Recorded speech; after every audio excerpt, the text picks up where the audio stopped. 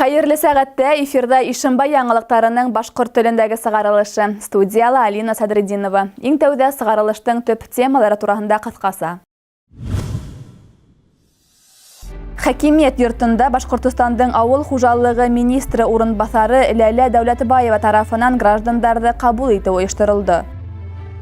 Илдең хукуклы граждандары булдылар. Районыбызның 14 яше тулган кыз һәм егетләренә тантаналы шартларда паспорттар тапшырылды. Малайдар һәм кызлар иленә сәяхәт. Тап ошы исем астында Әхмәт Зәки Вәлиди исемендәге 2нче башкорт гимназия интернатының Акбузат балалар баксаһында гендер тәрбия бирүгә арналган сара үтте. Ошы көндәрдә Хакимият йортында Башкортостандың авыл хуҗалыгы министры урынбасары Ләлә Дәүләтбаева граждандарды кабул итте. Крәстиян фермер хуҗалыктары итәкчеләре, эшкуарлар үзләрен кызыксындырган шәхси һорауҙары менән мөрәҗәгать иттеләр. Уларның араһында фермерлык юнәлешен үстерүгә дәүләт программаларына кагышлылары ла бар ине. Байгужа авылынан Зөлхизә Ишемғолова 20 елдан ашыу еләк үстерү менән мәшғүл. 7 гектар ер алып, унда еләктең төрле сорттарын сәсеп карарга ниятләй ул. Байтак йылдар хәзер клубника үстерәбез һәм ошо клубниканы зур гектарда үстереп карарга безгә 7 гектардан артык yer бирделәр. Бына шунда матур итеп үстерергә генә быел Италиянан яңа сорттар алып, демәк, инәлек дип аталган ул маточник. Бына шунда без рассадалар күрсәтәләр. Һәм уларга инде матур итеп киләһе батырга утыртырга дип уйлыйм.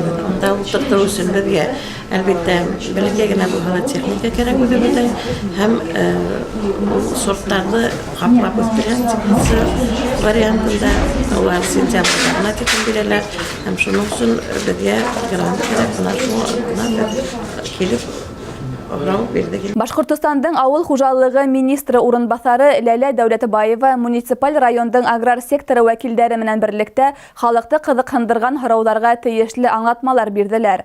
Кабул итүгә килгән бер кеше лә игътибарһыз калманы. Әйткәндәй, бындай очрашулар бик файдалы. Айрым проблемаларны хәл итү менән тотыш тармакты борсыган мәсьәләләрне сисергә булышлык итә.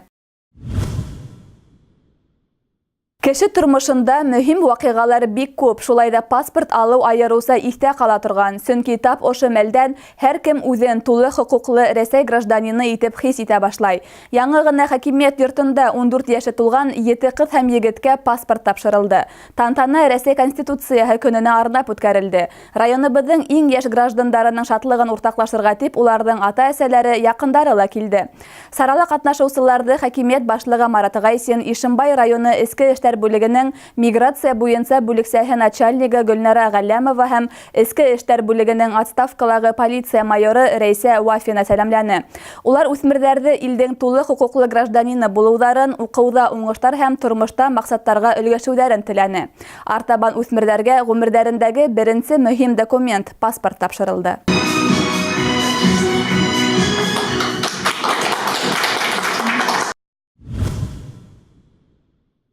Малайдар һәм кызлар иленә сәяхәт. Тап ошы исем астында Әхмәт Зәки Вәлиди исемендәге 2нче башкорт гимназия интернатының Акбузат балалар баксаһында гендер тәрбия бирүгә арналган семинар үтте.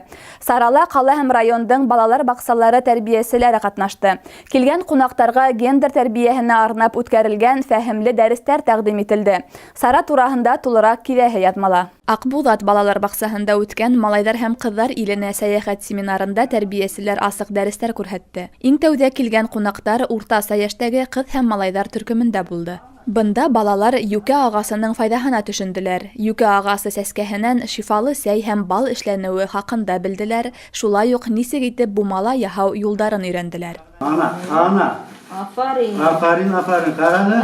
Артабан килгән кунактар өлкәндәр һәм мәктәпкә әзерлек төркеменә юлланды. Бында балалар тәрбияселәре Әлфия Әхмәтова менән бергә малайдар һәм кызлар иленә сәяхәт кылды. Ошы сәяхәт аша тәрбияселәр килгән кунактарга малайдар һәм кызларга хас сифаттарны дөрес тәрбияләү юлдарын күрһәтте.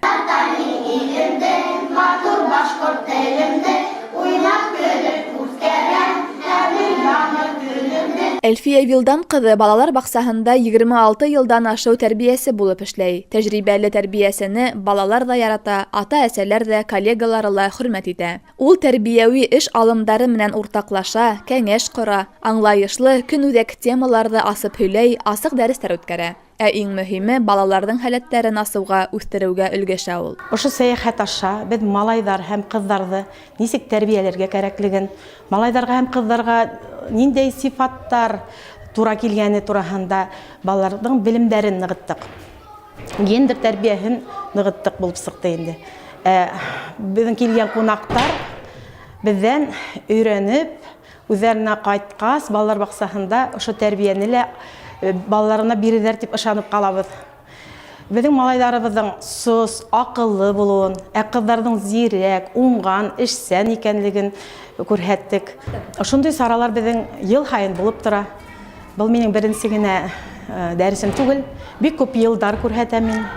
Үҙемдең булған эшемде балаларға һәм ҡунаҡтарға күрһәтергә тырышам инде. Ҡыҙ һәм малайҙар йәмғиәттә үҙҙәрен нисек тоторға тейешлеген аңлатыу ата-әсәләрҙән тыш тәрбиәселәр иңенә лә ятып ҡала. Шуға ла тап гендер тәрбиәһен биреүгә арналған саралар Аҡбуҙат балалар баҡсаһында йыш үтә. Алина Садриддинова, Илнас Биккузин, Яңылыҡтар сығарылышы. Ишембайҙың Ансар халыҡты социаль хеҙмәтләндереү үҙәге граждандар йәмғиәтен үҫтереү өсөн Рәсәй Федерацияһы президенты гранттарын биреү конкурсында еңеү яуланы. Үҙәк коллективы үҙҙәренең «Движение долголетия» социаль программаһы өсөн аҡсалата ярҙам алды. Проект буйынса оло йәштәгеләргә Ишембайҙа спорт һауыҡтырыу клубы асырға ниәтләйҙәр. Программа сиктәрендә йога, Скандинавия йөрөшө, аэробика алымдарын ҡулланып, йөҙөү кеүек эштәр ҡаралған. Яңы ғына ҡалабыҙҙың саңғы базыһында Скандинав йөрөшө ойоштырылды. Унда хакимиәт эргәһендәге ҡатын-ҡыҙҙар советы ағзалары ҡатнашып, үҙҙәренең миҫалында тағы ла бер тапҡыр оҙаҡ йәшәүҙең сере хәрәкәт итеүҙә икәнен иҫбатланы.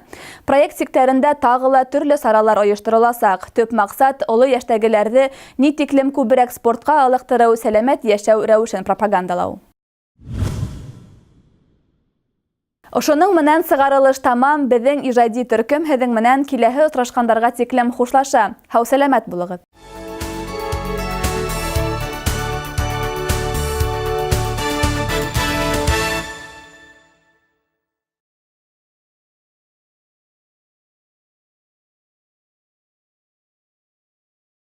Гипермаркет «Офисмаг». Скидки до 50% на товары месяца в гипермаркетах «Офисмаг». Кофе молотый «Лаватца» 269 рублей. Чайники металлические от 399 рублей. Экономьте с «Офисмаг». Какой путь проходит обычный мешок с мусором? Он либо сразу попадает в мусоровоз, такой способ называют бесконтейнерным, либо сначала оказывается на контейнерной площадке. Затем наши с вами отходы и везут на мусоросортировочный комплекс. Здесь их будут сортировать и выбирать из них полезные фракции. Это стекло, бумага, пластик, органические отходы. Позже отходы переработают, и они получат вторую жизнь. Ту маленькую часть мусора, которая останется, спрессуют и вывезут на лицензированный полигон. Это значит, что он не представляет опасности для людей и окружающей среды, и вредные вещества не попадут в почву, воду и воздух. Привычных свалок не останется, их рекультивируют.